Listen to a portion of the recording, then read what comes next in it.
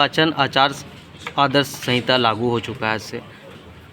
आप सभी को नमस्कार। जैसा आप सभी जानते हैं, आज भारत चुनाव आयोग के द्वारा लोकसभा निर्वाचन 2024 के लिए डेट्स शेड्यूल घोषित कर दिया गया है और इसकी घोषणा होते के साथ ही मॉडल कोड ऑफ कंडक्ट यानी आदर्श आचार संहिता पूरे देश में लागू हो गई है। तो हमारे ज़िले में भी डेट्स के बारे में अगर बात करें तो 05 कोडरमा और 14 हज़ारीबाग संसदीय निर्वाचन क्षेत्र के लिए जो इलेक्शंस हैं वो 5वें चरण में होने हैं, 5th फेज़ में होने हैं और उसके लिए जो विभिन्न डेट्स हैं वो इस प्रकार से हैं।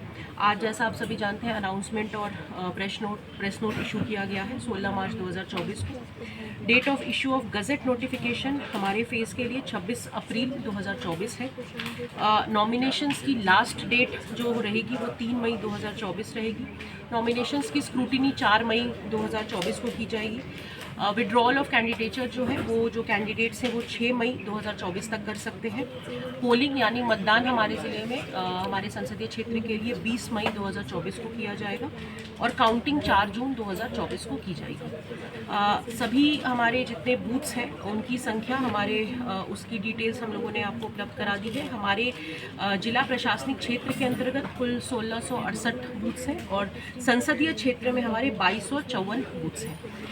कुल मतदाताओं की संख्या हमारे ज़िला के लिए 15,71,805 है, जिसमें पुरुष मतदाता की संख्या 8,09,323 है और महिला मतदाता की संख्या 7,59,273 है।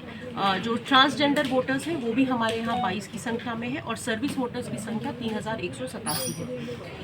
हमारे यहाँ जो संसदीय हमारा लोकसभा निर्वाचन क्षेत्र है 14 हज़ारीबाग, उसमें कुल 19,04,116 वोटर्स हैं, जिसमें पुरुष मतदाता 9,68,991 है, महिला मतदाता 9,31,769 है, ट्रांसजेंडर की संख्या 31 है और 3,325 हमारे सर्विस वोटर्स हैं। सभी कोषांगों का गठन कर लिया गया है। हमारे विभिन्न जो नोडल ऑफिसर्स हैं उनका भी सभी को उनका दायित्व दे दिया गया है।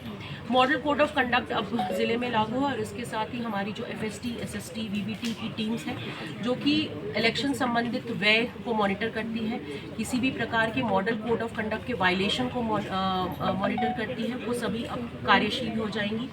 और सी विजिल जो हमारा ऐप है जिसके माध्यम से कोई भी आम नागरिक कोई कंप्लेन हो इलेक्शन रिलेटेड उसे उस ऐप पर वीडियो या फ़ोटो खींचकर डाल सकता है, जिस पर अग्रतर कार्रवाई की जाएगी।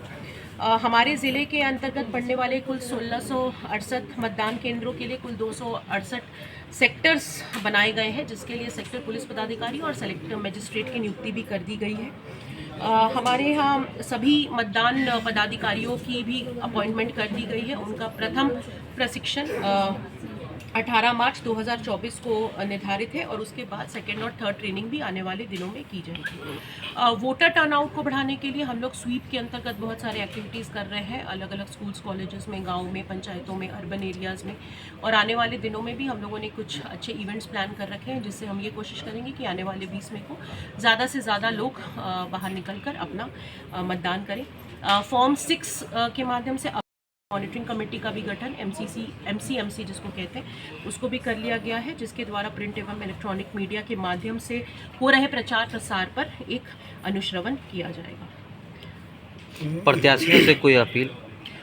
सोमवार को हम लोगों ने एक बैठक सभी राजनीतिक दलों के साथ रखी है। अभी सभी दलों के कैंडिडेट्स फाइनल नहीं हुए हैं, कैंडिडेट्स का लिस्ट अभी नहीं है हमारे पास, इसलिए हम लोग अभी राजनीतिक दलों के साथ हम लोग बैठक करने वाले हैं, जिसमें उन्हें हम आदर्श आचार संहिता के विभिन्न गाइडलाइंस के बारे में बताएंगे।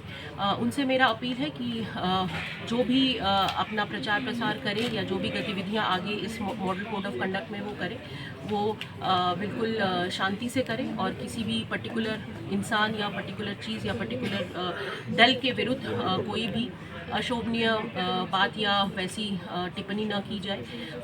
मॉडल कोड ऑफ कंडक्ट के गाइडलाइंस में भी ये आती हैं और अन्य जो उनको सावधानियां बरतनी है या जिन चीज़ों का ख्याल रखना है, डूज एंड डोंट्स, वो उनके साथ हम सोमवार को डिटेल में। Ma'am, election food Hazaribagh Lok Sabha क्षेत्र के अंतर्गत कुल 1668 बूथ हैं जिसमें से हम लोग उसको दो पार्ट में बांटे हैं, क्रिटिकल और वनरेबल। उसके अनुसार कुछ कुल 234 बूथ ऐसे हैं जो नक्सल क्षेत्र में हैं और वहाँ के लिए, और कुछ जो वनरेबल बूथ हैं वहाँ के लिए हम लोग CAPF कंपनी की CAPF फोर्स वहाँ पर हम लोग डिप्लॉयमेंट करेंगे।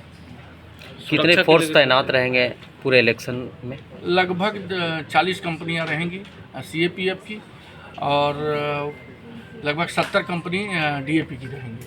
जहाँ नक्सल प्रभावित CAPF की कंपनियां रहेंगी और जो एक सेक्शन 1.5 सेक्शन के हिसाब से रहेंगी वहाँ, जो ये चुनाव आयोग का जो मापदंड है उसके अनुसार रहेंगी। क्या हेलीकॉप्टर की भी व्यवस्थाएं होंगी? अभी हम लोग उसको देख रहे हैं कि क्या हेलीकॉप्टर से लैंडिंग करवाना है एक बूथ को कि नहीं, तो बाद में हम लोग डिसाइड करेंगे। जनता से क्या अपील करना चाहेंगे कि फ्री फेयर पीसफुली मतदान करें। सोशल मीडिया के लिए क्या गाइडलाइंस आप लोगों ने किया है? सोशल मीडिया के लिए हम लोग ये किए हैं कि कोई भी आदमी अनावश्यक और झूठा ये कम से कम पोस्ट ना करें। जो भी हो बातें हैं कहीं से वेरीफाई करके उसके बाद